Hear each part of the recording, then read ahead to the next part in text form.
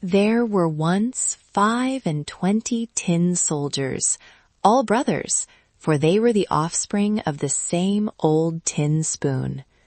Each man shouldered his gun, kept his eyes well to the front, and wore the smartest red and blue uniform imaginable.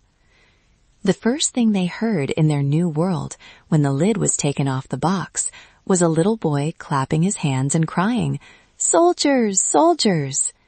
It was his birthday, and they had just been given to him, so he lost no time in setting them up on the table. All the soldiers were exactly alike with one exception, and he differed from the rest in having only one leg. For he was made last, and there was not quite enough tin left to finish him. However, he stood just as well on his one leg as the others on two. In fact, he is the very one who is to become famous. On the table where they were being set up were many other toys, but the chief thing which caught the eye was a delightful paper castle. You could see through the tiny windows right into the rooms. Outside, there were some little trees surrounding a small mirror, representing a lake, whose surface reflected the waxen swans which were swimming about on it. It was altogether charming, but the prettiest thing of all was a little maiden standing at the open door of the castle. She too was cut out of paper, but she wore a dress of the lightest gauze, with a dainty little blue ribbon over her shoulders by way of a scarf, set off by a brilliant spangle as big as her whole face. The little maid was stretching out both arms, for she was a dancer, and in the dance one of her legs was raised so high into the air that the tin soldier could see absolutely nothing of it, and supposed that she, like himself, had but one leg. "That would be the very wife for me," he thought, "but she is much too grand. She lives in a palace, while I only have a box, and then there are 25 of us to share it. No, that would be no place for her, but I must try to make her acquaintance." Then he lay down full length behind a snuff box which stood on the table. From that point he could have a good look at the little lady, who continued to stand on one leg without losing her balance. Late in the evening the other soldiers were put into their box, and the people of the house went to bed. Now was the time for the toys to play. They amused themselves with paying visits, fighting battles, and giving balls. The tin soldiers rustled about in their box, for they wanted to join the games, but they could not get the lid off. The nutcrackers turned somersaults, and the pencil scribbled nonsense on the slate. There was such a noise that the canary woke up and joined in, but his remarks were in verse. The only two who did not move were the tin soldier and the little dancer. She stood as stiff as ever on tiptoe, with her arms spread out. He was equally firm on his one leg, and he did not take his eyes off her for a moment. Then the clock struck 12, when pop, up flew the lid of the snuff box, but there was no snuff in it. No, there was a little black goblin, a sort of jack-in-the-box. "Tin soldier," said the goblin, "have the goodness to keep your eyes to yourself." But the tin soldier feigned not to hear. "Ah, you just wait till tomorrow," said the goblin. In the morning, when the children got up, they put the tin soldier on the window frame, and whether it was caused by the goblin or by a puff of wind, I do not know, but all at once the window burst open, and the soldier fell head foremost from the 3rd story. It was a terrific descent, and he landed at last with his leg in the air and rested on his cap with his bayonet fixed between 2 paving stones. The maidservant and the little boy ran down at once to look for him, but although they almost trod on him, they could not see him. Had the soldier only called out, "Here I am," they would easily have found him, but he did not think it proper to shout when he was in uniform. Presently it began to rain, and the drops fell faster and faster till there was a regular torrent. When it was over, 2 street boys came along. "Look out," said one, "there is a tin soldier. He shall go for a sail." So they made a boat out of a newspaper and put the soldier into the middle of it, and he sailed away down the gutter. Both boys ran alongside, clapping their hands. Good heavens, what waves there were in the gutter, and what a current! But then it certainly had rained cats and dogs. The paper boat danced up and down, and now and then whirled round and round. A shudder ran through the tin soldier, but he remained undaunted and did not move a muscle, only looked straight before him with his gun shouldered. All at once the boat drifted under a long wooden tunnel, and it became as dark as it was in his box.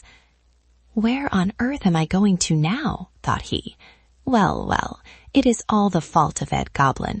Oh, if only the little maiden were with me in the boat, it might be twice as dark for all I should care." At this moment a big water rat, who lived in the tunnel, came up. "Have you a pass?" asked the rat. "Hand up your pass."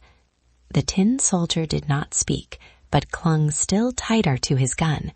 The boat rushed on, the rat close behind. Phew, how he gnashed his teeth and shouted to the bits of stick and straw.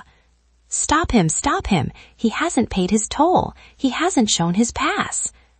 But the current grew stronger and stronger. The tin soldier could already see daylight before him at the end of the tunnel, but he also heard a roaring sound fit to strike terror to the bravest heart. Just imagine, where the tunnel ended, the stream rushed straight into the big canal.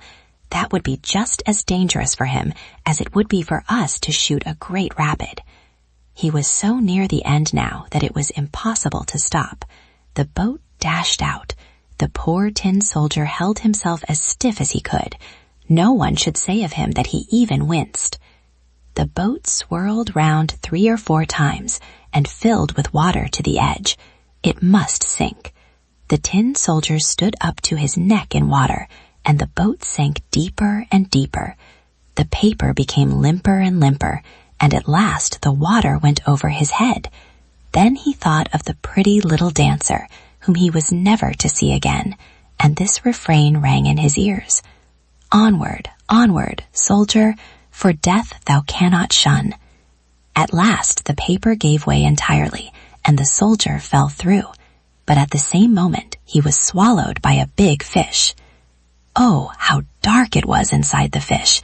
It was worse than being in the tunnel even, and then it was so narrow. But the tin soldier was as dauntless as ever, and lay full length, shouldering his gun. The fish rushed about and made the most frantic movements. At last it became quite quiet, and after a time a flash like lightning pierced it. The soldier was once more in the broad daylight, and someone called out loudly, "A tin soldier!" The fish had been caught, taken to market, sold, and brought into the kitchen, where the cook cut it open with a large knife. She took the soldier up by the waist with 2 fingers and carried him into the parlor, where everyone wanted to see the wonderful man who had traveled about in the stomach of a fish. But the tin soldier was not at all proud. They set him up on the table, and wonder of wonders, he found himself in the very same room that he had been in before. He saw the very same children, and the toys were still standing on the table, as well as the beautiful castle with the pretty little dancer. She still stood on one leg and held the other up in the air.